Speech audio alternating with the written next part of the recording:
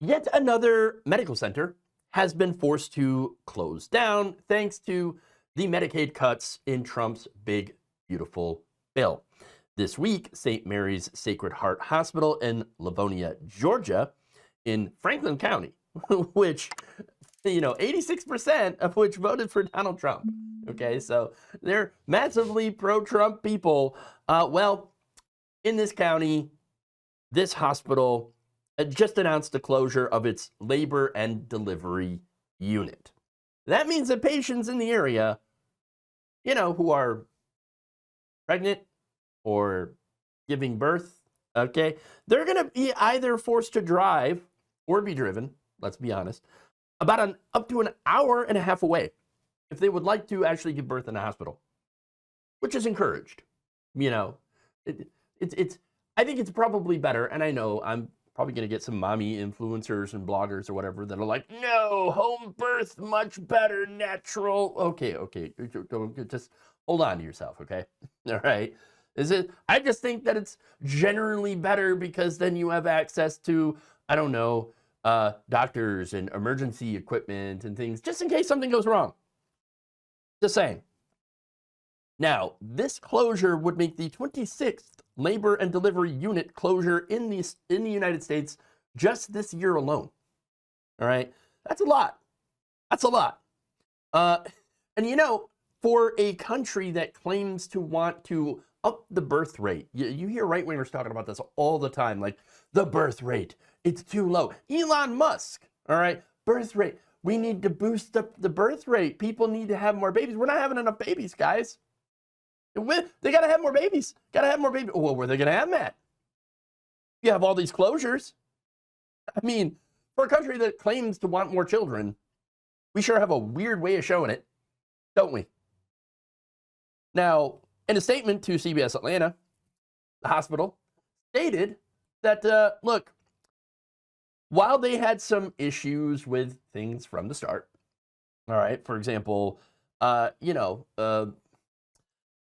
let's see, physician shortage, okay? That's one of the things that are happening. Funding shortages, obviously, from the Medicaid cuts. They have all sorts of things. One of the big drivers, though, of this closure is Medicaid, okay? The Republican cuts to Medicaid were the straw that broke the proverbial camel's back, all right? That's the reality. In fact, here's the statement to CBS Atlanta. This decision follows an extensive 18-month discernment process that included intensive efforts to recruit additional physicians, create new partnerships, and pursue incremental funding sources. Changing demographics in our region, physician recruitment challenges, increasing outmigration for labor and delivery services, and recent congressional cuts to Medicaid solidified this decision. Oops. Look, the reality here, okay, is that hospitals in rural areas, all right, rely heavily on programs like Medicaid and Medicare to stay open. When you cut those programs, or when you make it so that less people can qualify for those programs, you effectively cut off that funding stream to hospitals, all right? And look, one of the major reasons that a lot of these hospitals already were facing problems before, okay, is that they just don't have as many patients because there's not as many people that live there. Now, this is a great example of capitalism at work, okay? If hospitals were funded by state and federal governments, instead of having to rely on individual patients, right, then people in these areas would have guaranteed access to hospitals. They wouldn't need to close down because they'd always have enough funding to operate. Not only that, but hospitals would be forced to focus on your care instead of having to sit, for example, on the phone and fight with your insurance company, okay? Remember, these companies are the ones who get between you and your doctor. That's it. It ain't the government, okay? I know Republicans love to make that argument. The government's getting between you and your doctor. We're going to fight against that. And we're going to make it so the insurance companies get between you and your doctor. Well, what's the difference? There really isn't any. And besides, again, it's not the government getting in between you and your hospital or your doctor. These are, not the government's not doing death panels. No, the real death panels are insurance companies. And here's the thing, right? The government is not sitting there wasting a whole bunch of money on surgeries and things that you don't need. No, that would be United Healthcare. Okay, that would be these insurance companies that love to do that. They got caught upcoding patients so that they would get care that they didn't actually need. So no, it's not the government that is doing the waste here, okay? And it's because the government is not running on a profit margin like these companies are, okay? Look, if you break your leg and your doctor says, oh, well, I think you need an x-ray for that. Okay, and if it's bad enough, then maybe they might say, well, okay, it looks like you might need a surgery, right? So if your doctor says that and you're in a government plan, the government's not going to be like, right, but are you sure? They're going to be like, all right, well, we're going to take the doctor's word for it. All right, and we're going to pay for the surgery. Okay? Now, insurance, however, is different. Insurance is like, now, we actually think that you don't need an x-ray or surgery. No, just get some ice pack and get an ice pack and some Tylenol, and you'll be fine. Unless you're pregnant. Because, RFK Jr. thinks that causes autism. The brain worm, everybody. Well, you know what?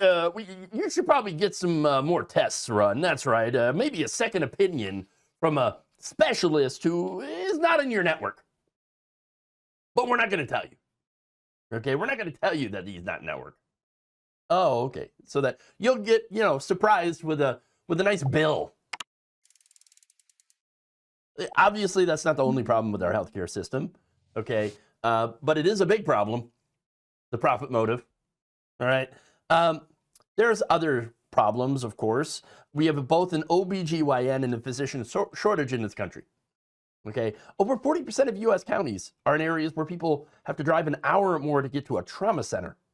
Okay. And 80% of counties are actually located in what are referred to as healthcare deserts.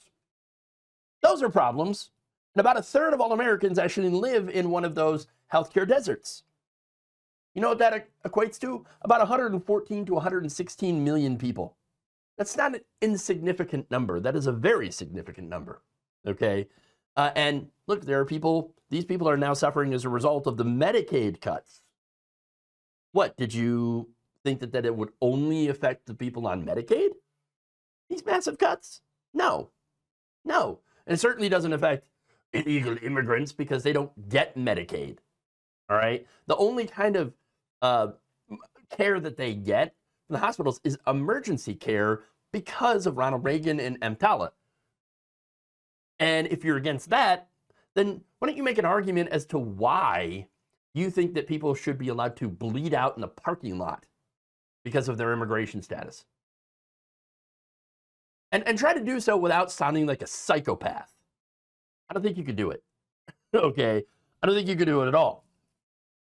So, no, look, the reality is, again, hospitals and delivery centers, they rely on this money. And now that money's gone.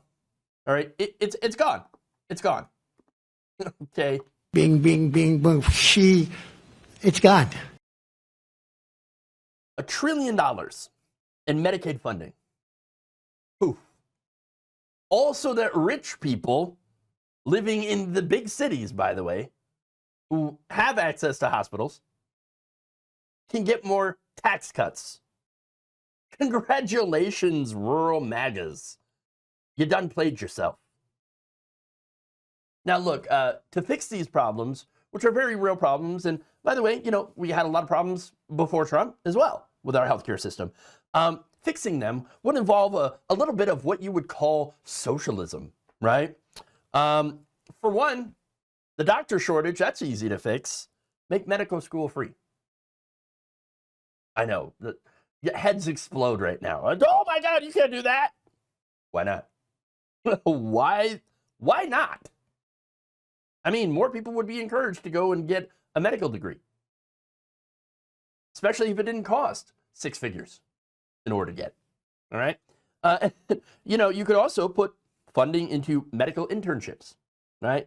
You could also get rid of pharmaceutical ads. You can get rid of all that stuff and transition, very important, transition to a single payer healthcare system where you get rid of these insurance companies.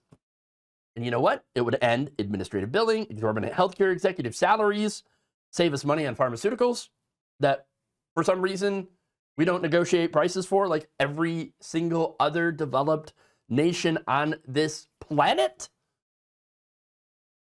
The money that is right now going into the pockets of the executives so that they could buy another yacht, all right, could actually be used to fund and staff hospitals, emergency centers, as well as labor and delivery units.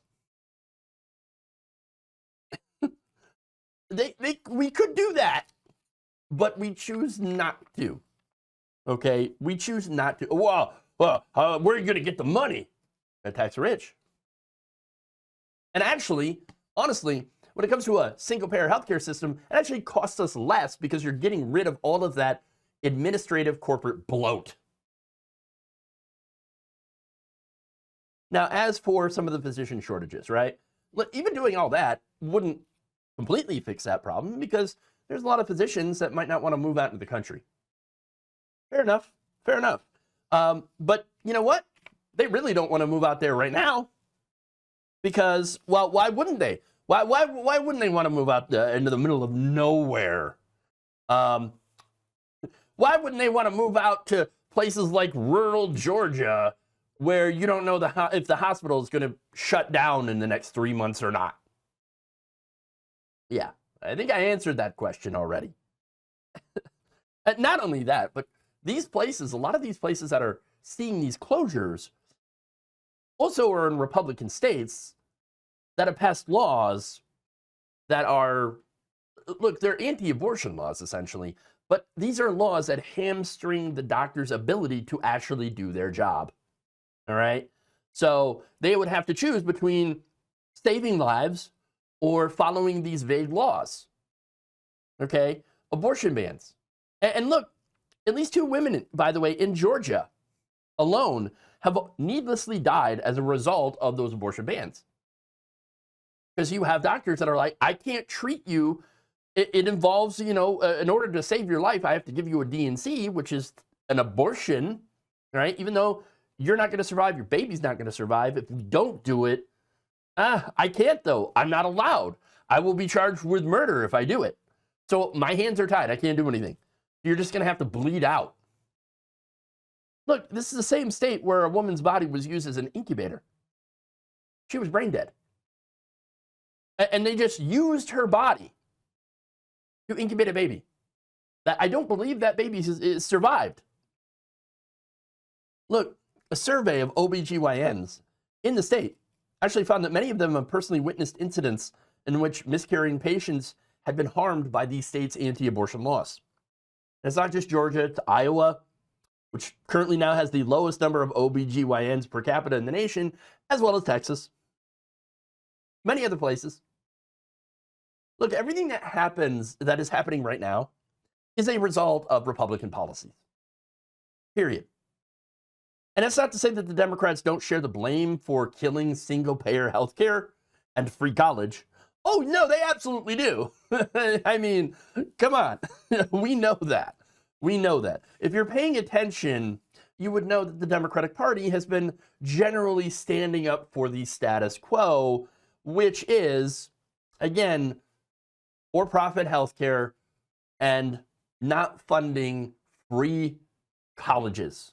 Okay, if they were to actually back Medicare for all, a single-payer healthcare system, and actual free college for everyone, those would be winning issues and would help so many people and actually would help solve some of these problems. But they're not doing it because of the donors. But that's a different conversation. That said, everything else, the abortion bans, the steep Medicaid cuts to SNAP, The fact that insurance prices are about to explode, people are going to get sticker shock real soon, and the fallout from all of that, well, that's pretty much all on the Republicans. Thank you for watching. If you enjoyed this video, please like, share, subscribe, hit the bell icon in order to get notified whenever a new video is released. And if you want to support independent, progressive media through this difficult time where it seems like everybody is shutting down, you can become a member on our YouTube page, you can become a subscriber on Facebook, or you can go to my Patreon. It's patreon.com/Jeff Waldorf. Thank you.